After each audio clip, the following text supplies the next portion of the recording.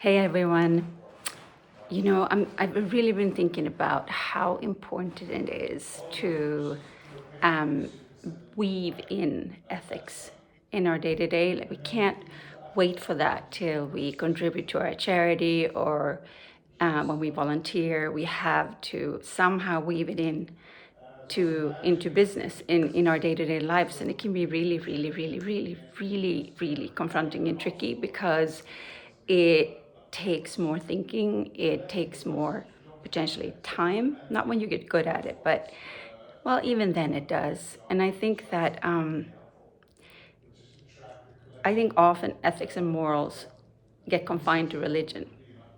Like that's the only place where they have a prominent role, and we talk about it and the importance of it is stressed. But even the pundits that talk about it, they rarely offer how, or they rarely demonstrate being an example. Like they can say it's important with respect, and meanwhile they're yelling at the person. You have to respect people. I think I'm mostly thinking about politics, or that we have to be transparent and truthful, but the way they come across, or the way they talk about it, is not necessarily that, or they don't go first. They may not offer up an example. And this is not to rag on public figures, because I understand there's a lot that they have to be mindful of, and there are so many ways that their words could be spun. I still believe that you can land in a very grounded place of transparency and truthfulness. So I'll just give you my own story. I used to spin stories to cover my tracks. And I really didn't know any other way. I didn't mean to, but when I was confronted with something, or somebody, confronted me, what came out of my mouth was just not the truth. I was a really bad liar. So I didn't necessarily lie, like right out lie, but it was definitely not the truth. It was some weird version. And I don't know if you've ever done this, but it took so much digging and understanding and learning about what it is to be truthful, that when I finally got to a place, I'm talking years trying to understand what that fear was. Like, what is it that you get so scared to tell the truth? What could possibly the consequence be? And I do believe that it is like loss of relationship, like people would not want to be friends anymore, or whatever it was. But the point is that I also didn't understand another way, but I also didn't understand how to tell the truth in a way that worked well. Because I think sometimes in the beginning, when we start to be truthful, it comes out weird, it comes out sideways, it comes out mean, and not necessarily caring. So it comes with other things. There's a necessity for other important principles at the same time, along with being truthful, like being kind, being well-wishing, the fact that we actually want the best for the person that we tell the truth to. And also, is it requested? Is it asked for? Is the other person open to it? If they're not, it may not be a good time. Just because you know the truth about something, it may not be, again, the proper time to say it. But anyway, I used to spend these stories, and I could hear myself do it. I heard it when it came out. And then I would backtrack, and I wouldn't know how to get out of it. And it was super embarrassing, very humiliating for me, being around the people that knew me. I think almost the bigger thing, because I could get over my own humiliation, but I think almost the bigger thing is I did not know how harmful it was to myself and others. Because when somebody habitually fibs, maybe they really lie, But if they're just kind of half truthful, it's hard to trust that kind of person. And all I wanted was to be trusted. I knew I was a very, very loyal person, and I cared a lot about the people around me. And so for them not to trust me was heartbreaking to myself. I just didn't even know how to do it in any different way. So, because I also didn't want to hurt them. Bottom line, I did not have any tools. But then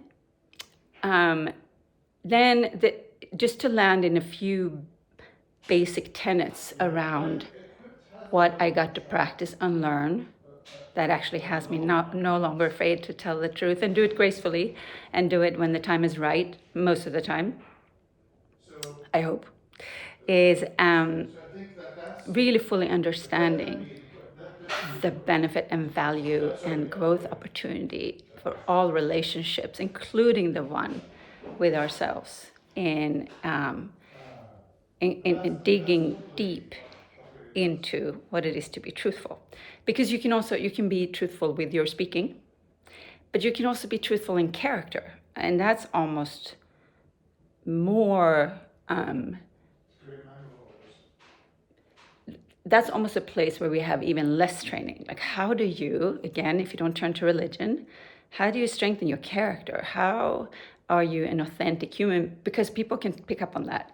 And I remember I would watch myself on video or I'd hear myself sing something, and I would cringe because it didn't seem authentic, it didn't feel authentic, and I just didn't know how to do it any other way. So the upside, so there are 3 upsides to practicing this and learning. And I have the pleasure and the privilege of being able to teach it in my coaching, which truly, truly is a privilege to me.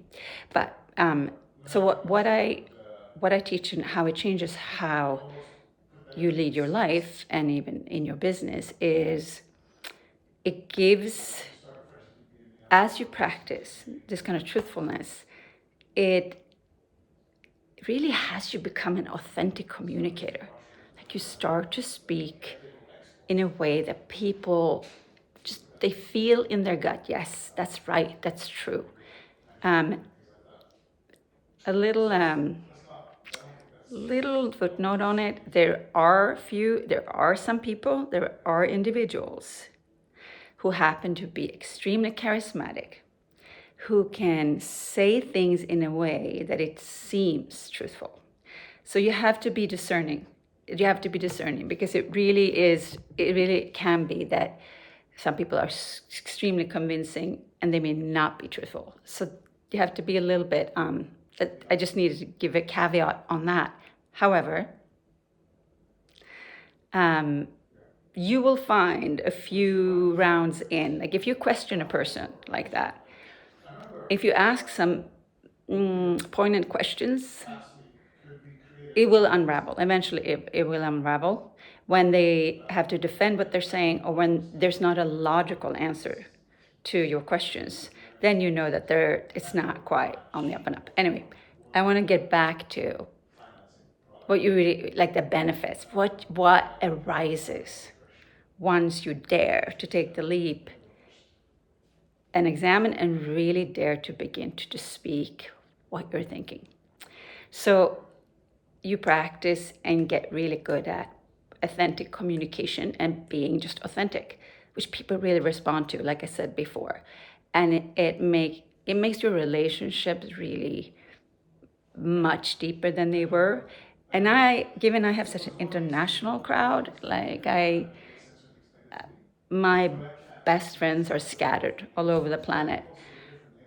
And so it's important sometimes, if geography separates us, or technology or whatever, that when we interact, that those moments are genuine and truthful and special. And that really does happen on its own once you practice. It's really great.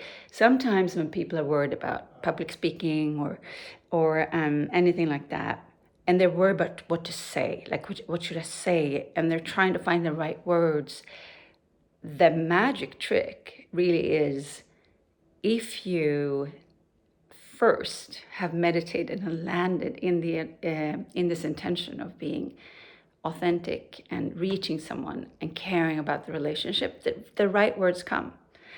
And if you stumble, everyone will forgive you.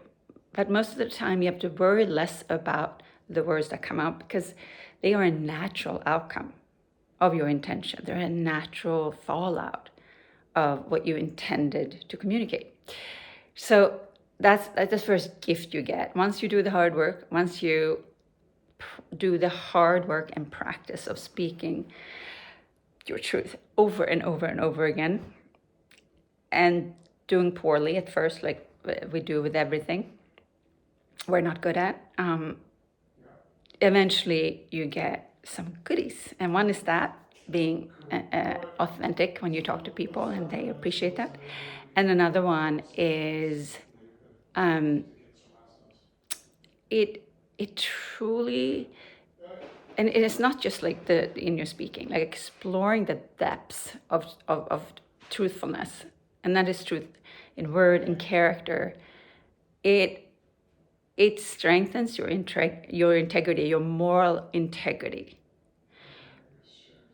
where your values are never unclear to you, so that you have much easier access to your own values, and you have much easier access to letting them guide you. Even when it's hard, sometimes you have to say no to things. You have to say no to invitations into business or relationships because you just know that this moral integrity is lacking in there.